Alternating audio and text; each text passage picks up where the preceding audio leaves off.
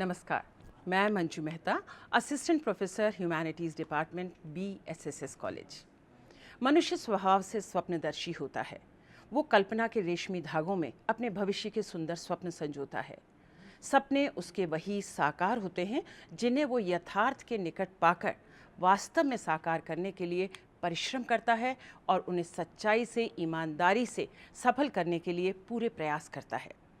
Doctor Harivansh Rai Bachchan की कविता कौन कहता है कि सपनों को ना आने दो हृदय में, देखते सब हैं इन्हें अपनी उम्र अपने समय में। स्वप्न आता स्वर्ग का, दृगकोर को में दीप्ति छाती, पंख लग जाते पगों में, ललकती उन्मुक्त छाती। रास्ते का एक कांटा पाँव का दिल चीर देता, रक्त की दो बूंद गिरती, एक दुनिया डूब जाती। आँख में हो स्वप्न लेकिन पाँव धरती पर टिके हों, कंटकों की इस सीख का बस यही सम्मान कर ले, बस यही सम्मान कर ले। डॉक्टर हरिवंश राय बच्चन की इन पंक्तियों को साकार किया डॉक्टर APJ अब्दुल कलाम ने। जीवन में ऐसे लोग जो ऊंचे सपने देखकर उन्हें पूरा करने के लिए कठोर परिश्रम करते हैं, ईमानदारी और संघर्ष के साथ एकाग्रचित होकर उन्हें हासिल करने में सफल होते हैं, वे समाज के लिए आदर्श बन जाते हैं। ऐसे ही आदर्श और महान वैज्ञानिक डॉक्टर APJ अब्दुल कलाम कहते थे, छोटा लक्ष्य अपराध है, महान लक्ष्य होना चाहिए। धरती से जुड़कर स्वर्ग का स्वप्न देखने वाले कवि, कलाकार और वैज्ञानिक की तरह डॉक्टर अब्दुल कलाम शिक्षा पूरी करने के बाद DRDO यानी defence research and development organisation से जुड़ गए। उन्होंने मानवीय दुर्बलताओं पर विजय पाकर देश सेवा के उच्च आदर्श को प्रस्तुत किया। यह आदर्श पालन उनकी महानता का परिचायक है। प्रायः मनुष्य तुच्छ स्वार्थों के लिए उच्च आदर्शों का गला घोंट देता है। उसकी व्यावसायिक बुद्धि उसे तात्कालिक लाभ की ओर धकेलती है और वह आदर्शों की उपेक्षा कर मानव मूल्यों की अवहेलना कर देता है। डॉक्टर कलाम के संदर्भ में आदर्श पालन का सुंदर फल उनके लिए वरदान साबित हुआ। निष्काम काम से देश सेवा के लिए देश में ही रहने का निर्णय लेते समय उन्होंने कभी सोचा भी ना होगा कि उनकी सच्ची देश सेवा का फल उन्हें देश के राष्ट्रपति के पद पर कार्य करने के रूप में मिलेगा। बहुत संभव है कि डॉक्टर अब्दुल कलाम अन्य सामान्य जन की तरह विदेश चले जाते तो शायद कहीं अधिक धन अर्जित कर लेते, किंतु भारत के राष्ट्रपति के पद का गौरव कभी प्राप्त नहीं कर पाते। जीवन में धन तो बहुत से लोग अर्जित कर लेते हैं, लेकिन ऐसे महान पद बिरलों को ही नसीब होते हैं। ऐसे निष्काम योगी के साथ प्रकृति ने भी सदैव होकर न्याय किया। ऐसे ही थे हमारे डॉक्टर APJ अब्दुल कलाम, परिश्रमी और लगनशील व्यक्तित्व के धनी। वैज्ञानिक डॉक्टर APJ अब्दुल कलाम ने डॉक्टर R वरदराजन के निर्देशन में सुपरसोनिक टारगेट एयरक्राफ्ट बनाने का कार्य आरंभ किया। फिर होवरक्राफ्ट बनाने का काम उन्हें सौंपा गया। उनकी टीम ने नंदी नामक होवरक्राफ्ट बनाया। उसकी सफल उड़ान से प्रेरित होकर उन्होंने यह निश्चय किया कि अब इससे अधिक शक्तिशाली विमान बनाएंगे। डॉक्टर अब्दुल कलाम ने 1962 से 1983 तक इसरो में अनेक पदों पर रहते हुए प्रक्षेपास्त्र प्रणाली पर काम किया। उनके कुशल निर्देशन में रोहिणी 1980 में कक्षस्थ हुआ। इसके लिए भारत सरकार ने डॉक्टर कलाम को 1981 में पद्म भूषण से सम्मानित किया। सन 1982 में डॉक्टर कलाम ने अनेक छोटी, बड़ी और मध्यम कोटि की मिसाइलों और प्रक्षेपास्त्रों का विकास किया। 1990 में भारत सरकार ने उन्हें पद्म विभूषण से सम्मानित किया। सामरिक महत्व की ये मिसाइलें राष्ट्रीय सुरक्षा की दृष्टि से महत्वपूर्ण सिद्ध हुईं। उन्होंने त्रिशूल, पृथ्वी, नाग, आकाश और अग्नि प्रक्षेपास्त्र विकसित किए। 25 नवंबर 1997 को डॉक्टर अब्दुल कलाम को भारत के सर्वश्रेष्ठ सम्मान भारत रत्न से अलंकृत किया गया। देश का सर्वोच्च सम्मान उनके महान व्यक्तित्व के अनुरूप था। मई 1998 में उनके कुशल निर्देशन में पोखरण में सफलतापूर्वक परमाणु बम विस्फोट करवाए गए, जिससे वैज्ञानिक कलाम की कीर्ति में 4 चांद लग गए थे और वे परमाणु अस्त्र और प्रक्षेपास्त्र चालन व्यवस्था के जनक के रूप में विख्यात हो गए। डॉक्टर कलाम के जीवन में 18 जुलाई 2002 का दिन बहुत महत्वपूर्ण रहा। इस दिन वे दुनिया के सबसे बड़े लोकतंत्र भारत के राष्ट्रपति बने।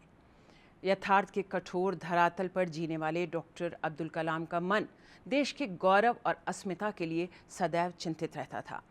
उनका कहना था कि हमें ऐसी दूरदर्शिता चाहिए कि 20 वर्षों में यानी सन 2020 तक हम भारत को विकसित राष्ट्रों की श्रेणी में लाकर रख दें। यह यथार्थ की सच्चाई थी। ये उनका संदेश नहीं बल्कि उनका स्वप्न भी था। इसे पूरा करने के लिए वे सतत प्रयासरत रहे। डॉक्टर कलाम का जन्म 15 अक्टूबर सन 1931 को तमिलनाडु प्रांत के रामेश्वरम में धनुषकोडी गांव में हुआ था। उनके पिता श्री जैनुल आबदीन नाविक थे। माता अशियम्मा गृहिणी थीं। भरे पूरे संयुक्त परिवार में अर्थाभाव बना रहता था। इसलिए बालक अब्दुल को अध्ययन आदि के लिए वो सुविधाएं ना मिल सकीं जो महानतम उपलब्धियां पाने के लिए आवश्यक होती हैं। फिर भी बालक अब्दुल ने अत्यधिक परिश्रम कर महानतम उपलब्धियों को अर्जित किया।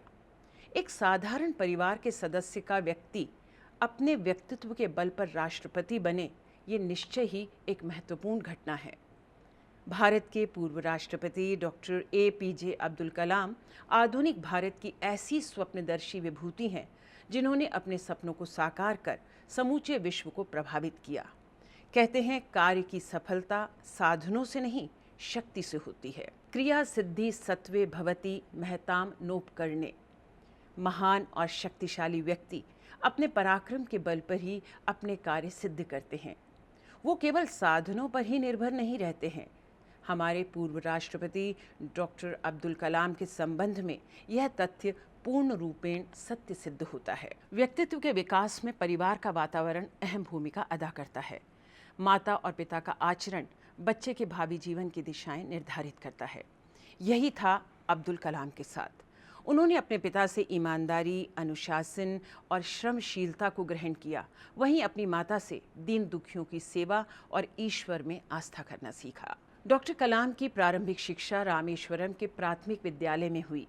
निरंतर सफल होते हुए वे उच्च शिक्षा के लिए अग्रसर हुए और सेंट जोसेफ कॉलेज तिरुचिरापल्ली से इन्होंने BSc किया। इसके बाद Madras institute of technology Chennai से इंजीनियरिंग की डिग्री हासिल कर एरोनॉटिकल वैज्ञानिक इंजीनियरिंग में दक्षता हासिल की। एक कुशल इंजीनियर के रूप में इन्होंने defence research and development organisation में देश की सुरक्षा के लिए अपनी निरंतर सेवाएं दी और कई कीर्तिमान स्थापित किए। भारत के प्रधानमंत्री के वैज्ञानिक सलाहकार के रूप में उन्होंने भारत को मिसाइलें रखने वाले देशों के विशेष क्लब का सदस्य बनवाया, जो उनके लिए महत्वपूर्ण उपलब्धि थी। इस पद से डॉक्टर कलाम ने जल्दी ही त्यागपत्र दे दिया क्योंकि उन्हें राजनीतिक गलियारे रास नहीं आए। 20वीं शताब्दी में आध्यात्मिक मूल्यों का ह्रास हो रहा था, पतन हो रहा था। ऐसे में सभी भारतीय युवाओं, जिनमें ज़्यादा ज्ञान था, ज़्यादा ऊर्जा थी, उनका ध्यान भौतिकता में लिप्सा के प्रति गया और वो यूरोपीय देशों में जाकर काम करने लगे। ये वो दुखद स्थिति थी जब भारत में पलायन की शुरुआत हुई और सभी का मुँह विदेशों में जाकर अधिक धन कमाने की ओर आकर्षित हुआ।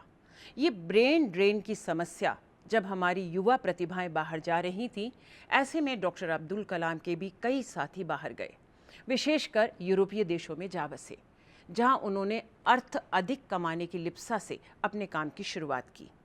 डॉक्टर कलाम ने यह निश्चय किया कि वो भारत में ही रहकर देश की सेवा करेंगे और यहीं का गौरव बढ़ाएंगे। उन्होंने अपनी पुस्तक माय जर्नी में लिखा है कि जिंदगी के वो दिन बहुत कसमसाहट भरे थे। एक तरफ देश सेवा का आदर्श और दूसरी तरफ पैसा कमाने की इच्छा। बचपन में जो स्वप्न देखे थे वो पूरा करने का समय था, लेकिन ऐसे समय में डॉक्टर अब्दुल कलाम ने पैसा कमाने को छोड़कर देश सेवा को प्राथमिकता से लिया। सादा जीवन, उच्च विचार के सिद्धांत में आस्था रखने वाले डॉक्टर कलाम मुसलमान होकर भी शाकाहारी थे। किसी भी प्रकार के मादक पदार्थ का उपयोग नहीं करते थे। देश की सुरक्षा के लिए परमाणु बम बनाने वाले इस वैज्ञानिक का अंतःकरण बहुत ही कोमल था। अवकाश के क्षणों में रुद्र वीणा बजाते थे और अपनी मातृभाषा तमिल में कविताएं लिखा करते थे। वो बालकों से बेहद प्यार करते थे। अक्सर स्कूल और कॉलेज के विद्यार्थियों से मन के विचार साझा किया करते थे। 27 जुलाई 2015 की शाम डॉक्टर अब्दुल कलाम IIM शिलोंग में थे। उस दिन वहाँ रहने योग्य गृह पर एक व्याख्यान दे रहे थे। उसी दौरान वहीं पर उन्हें दिल का दौरा पड़ा और बेहोश होकर गिर पड़े। उन्हें तुरंत अस्पताल ले जाया गया, लेकिन 2 घंटे के बाद उनकी मृत्यु हो गई। उदार व्यक्तित्व और निष्काम कृतित्व का सच्चा देश सेवक दुनिया से तो चला गया, लेकिन सभी के लिए यह संदेश छोड़ गया, सपने वो नहीं होते हैं जो आप सोने के बाद देखें, सपने वो होते हैं जो आपकी नींद उड़ा दें। उनका कहना ये भी था कि जिस दिन हमारे हस्ताक्षर ऑटोग्राफ में बदल जाएं, समझ लीजिए हम कामयाब हो गए। भारत को महाशक्ति बनाने की दिशा में कदम बढ़ाते देखना उनकी दिली चाहत थी। उन्होंने बहुत सी प्रेरणास्पद पुस्तकों की रचनाएं भी की।